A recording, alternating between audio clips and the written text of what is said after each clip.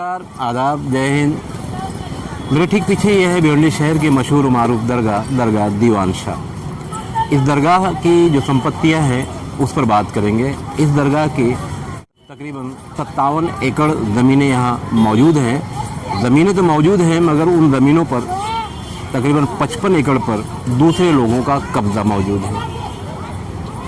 इस दरगाह पर एक बोर्ड लगा हुआ है वक्फ बोर्ड की तरफ से कि इस दरगाह को वक्फ बोर्ड ने कुछ मामलात हैं 2011 के अपने कब्जे में ले लिया है।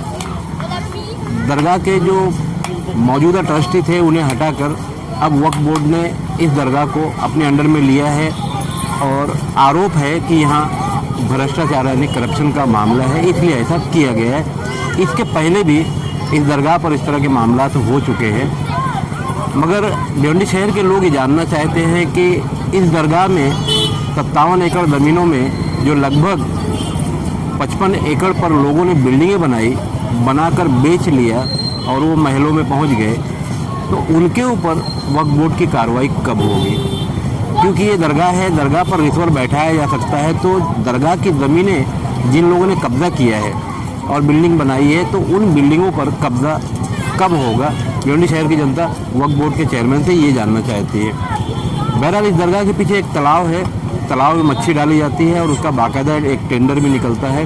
वो जो टेंडर निकला है तो उसका पैसा किसके पास है, ये भी जवाब जनता जानना चाहती है। भिवंडी शहर के इसी दरगाह से और आगे कोतवाल शाह बाबा के ठीक पीछे दरगाह की ज़मीन पर बिल्डिंग का काम चल रहा है, तो उसके बारे में वक्फ बोर्ड के चेयरमैन क्या उन्हें पता है?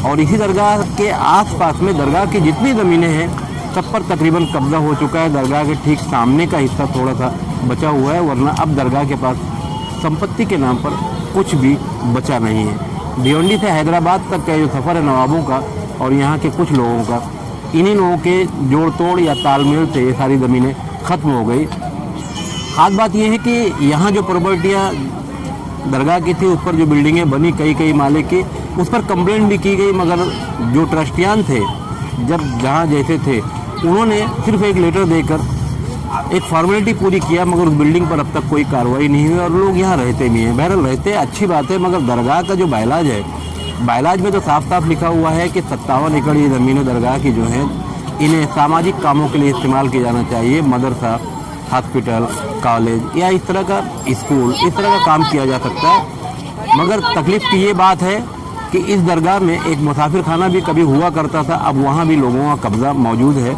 इसलिए भिवंडी शहर में इस दरगाह पर बाहर से ज़ायरीन भी नहीं आते क्योंकि यहाँ ठहरने का कोई ऐसा ठिकाना मौजूद नहीं है। और भिवंडी शहर में कुछ गेस्ट हाउस तो हैं वो बहुत महंगे हैं। जैसे कि आमतौर से दरगाहों में देखा जाता है कि आसपास गेस्ट हाउस होते हैं, मिनिमम चार्जेस पर मिल जाते हैं, या दरगाह का अपना भी एक निज़ाम होता है। जैसे ख्वाजा मोइनुद्दीन चिश्ती अजमेर में दरगाह का एक गेस्ट हाउस है, गरीब नवाज गेस्ट हाउस। तो यहाँ पर इस तरह के ऐसे कोई मामलात नहीं है, इसलिए दरगाह की आमदनी का कोई ज़रिया भी नहीं है। और यहाँ जो चंदे के डब्बे लगे हुए हैं ये हमेशा विवादों के घेरे में ही रहते हैं। कभी पैसा चोरी हो जाता है, कभी ताला टूट जाता है। हालांकि यहाँ कैमरे भी लगे हुए मगर किसी काम के ना कैमरे हैं ना यहाँ के जो ट्रस्टियान हैं। बहरहाल बाबा का ये जो आस्थाने का हिस्सा है वक्फ बोर्ड ने इस पर अपना कब्ज़ा कर लिया है और आगे की कार्रवाई चल रही है।